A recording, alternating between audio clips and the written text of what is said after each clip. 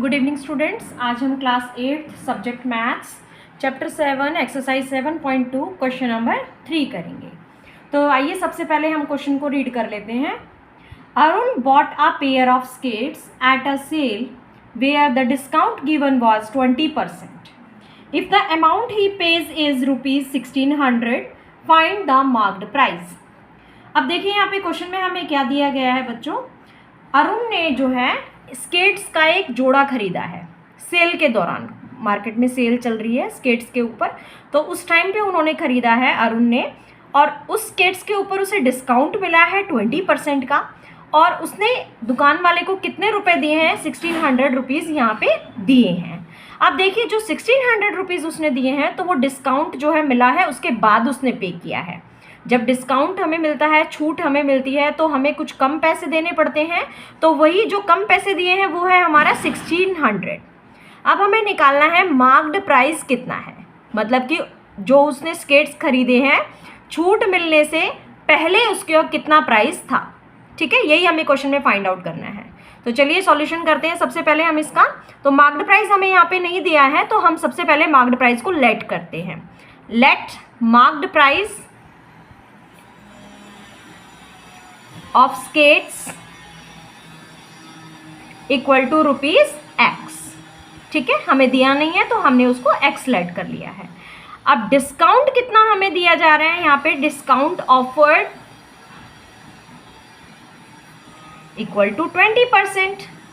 Okay, अब ये 20% जो डिस्काउंट है ये परसेंटेज की लैंग्वेज में है, हम इसे सिंपल रूप में निकालेंगे तो हमें पता है कि जो डिस्काउंट है वो किसके ऊपर लगेगा, मार्क्ड प्राइस के ऊपर लगेगा। जो मार्क्ड प्राइस हमारा है X, तो हम इसे लिखते हैं 20% ऑफ X। ठीक है, X हमारा मार्क्ड प्राइस है। 20% को सॉल्व करेंगे तो 20/100 मल्टीप्लाई X। अब इसको कट कर देते हैं, 0 से 0 कैंसिल हो गया, 2 1 जा 2, 2 5 जा 10, तो हमारे पास यहाँ पे आ गया X/5। ठीक है, हमारा ये डिस्काउंट आ गया X/5। उसके बाद हम निकालेंगे यहाँ पे सेलिंग प्राइस, बेचने वाला प्राइस कितना होगा। अब देखिए जो दुकान वाले के लिए सेलिंग प्राइस होगा वो हमारे लिए क्या होगा, कॉस्ट प्राइस, कि हमने कितने में खरीदा। जो हमें ऑलरेडी दिया हुआ है कितना है, 1600। ठीक है, लेकिन हम सबसे पहले इसको फॉर्मूले के हिसाब से निकालेंगे। तो हमारे पास फॉर्मूला होता है मार्क्ड प्राइस माइनस डिस्काउंट। यही होता है बच्चों। देखो हमें कितने रुपए में वो चीज पड़ेगी, तो जो उसका मार्क्ड प्राइस होता है उसमें से हमें किसको माइनस करना होता है, डिस्काउंट को, जो हमें छूट मिलेगी। ठीक है, उसके ऊपर जितना भी मार्क्ड प्राइस होगा उसमें से छूट को हम माइनस कर लेते हैं, तो हमारे पास वो आ जाता है सेलिंग प्राइस, की वो चीज हमें कितने रुपए में पड़ेगी। तो मार्क्ड प्राइस हमारे पास था यहाँ पे X, जो कि हमने लेट किया था X माइनस, और डिस्काउंट अभी हमने निकाला है X/5।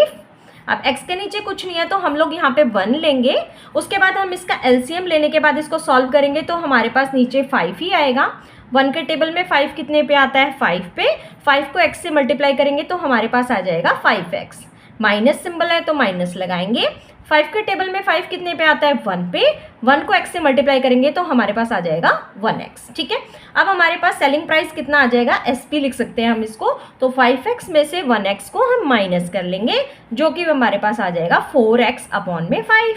ठीक है, अब ये क्या हो गया, सेलिंग प्राइस। दुकान वाले के लिए ये क्या है, सेलिंग प्राइस है, बेचने वाला प्राइस है। और ये अरुण के लिए क्या हो जाएगा, कॉस्ट प्राइस। ठीक है, जो कि ऑलरेडी क्वेश्चन में दिया हुआ है, अरुण ने कितने रुपए दिए हैं, 1600 रुपीज़ दिए हैं। तो ये जो वैल्यू है वो 1600 के बराबर आ जाएगी।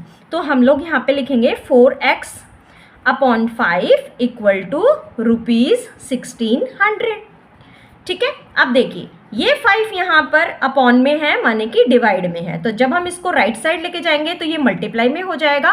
और ये 4 जो है वो ऊपर है, मतलब मल्टीप्लाई में है x के साथ। इसको जब हम राइट साइड शिफ्ट करेंगे तो ये डिवाइड में आ जाएगा। ठीक है, तो हमें x की वैल्यू निकालनी है, तो 1600 मल्टीप्लाई बाय 5 अपॉन में 4। ठीक है, अब हम इसको कट करेंगे, 4 1 जा 4, 4 4 जा 16 और 2 जीरो हैं तो हम भी यहाँ पे 2 जीरो लगा देंगे। अब हम मल्टीप्लाई करेंगे तो यहाँ पर हमारा आ जाएगा 5 4 जा 20 और 2 जीरो हैं तो हम भी 2 जीरो लगा देंगे। तो x की वैल्यू आ जाएगी हमारी यहाँ पे ₹2000।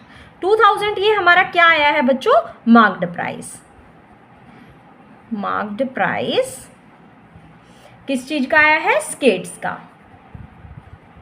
Equal to ₹2000।